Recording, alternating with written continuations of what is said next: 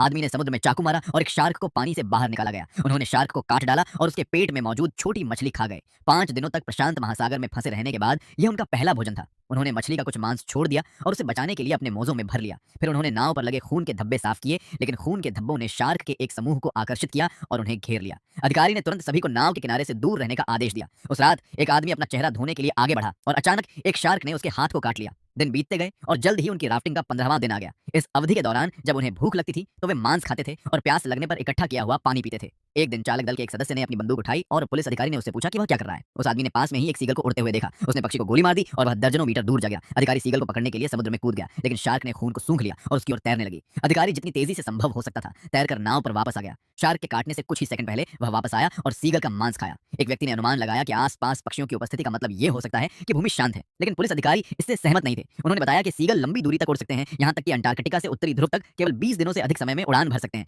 बहने के 30वें दिन तक उन्हें लंबे समय तक ताजा पानी नहीं मिला था। तीनों लोग बीमार थे और लगभग अक्षम थे। वे जागते नहीं रह सकते थे, लेकिन जीवित रहने की आवश्यकता ने उन्हें खड़े होकर पंक्तिबद्ध होने के लिए मजबूर कर दिया। अचानक एक तूफान आया और उन्होंने बारिश से बचने के लिए जल्दी से अपने कपड़े उतार दिए। आकाश गड़गड़ाहट और बिजली से भर गया। पुलिस अधिकारी को पता था कि यह आने वाले तूफान का संकेत था। उसने समझ लिया। अगले ही पल एक बड़ी लहर आई और सबसे पहले पुलिस अधिकारी समुद्र में गिर गया। सौभाग्य से वह अंततः नाव पर लौट आया, लेकिन जैसे ही वे सांस ले रहे थे एक और बड़ी लहर दुर्घटनाग्रस्त हो गई। हालांकि उन्होंने पकड़ने की पूरी कोशिश की, फिर भी उन्हें समुद्र में फेंक दिया गया। उनका सारा भोजन नष्ट हो गया। पुलिस अधिकारी को पानी में तैरने के लिए संघर्ष करना पड़ा। सौभाग्य से वह उस नाव के पास लौट आया जिसने द्वीप को पलट दिया था और फिर उन्हें पता चला कि चालक दल का एक सदस्य लापता था। उन्होंने उसका नाम बार बार पुकारा। आखिरकार उन्होंने उसे नाव के पीछे तैरते हुए देखा। उन्होंने उसे पीछे खींच लिया और किनारे से चिपका दिया। अधिकारी ने पहले नाव को पलटने के लिए लहरों का उपयोग करने का सुझाव दिया। उन्होंने नाव उलट दी और वे तीनों एक साथ बैठ गए। एक दर्दनाक और ठंडी रात के बाद सुबह उनके शरीर और दिमाग लगभग नष्ट हो गए थे। वे नाव पर लेटे हुए थे और बेसब्री से मौत का इंतजार कर रहे थे। अचानक एक आदमी चिल्लाया और उसने अपने सामने एक द्वीप देखा। उसने तुरंत दूसरों को बुलाया। जब उन्होंने पुष्टि की कि यह वास्तव में एक द्वीप है तो वे आशा से भर गए।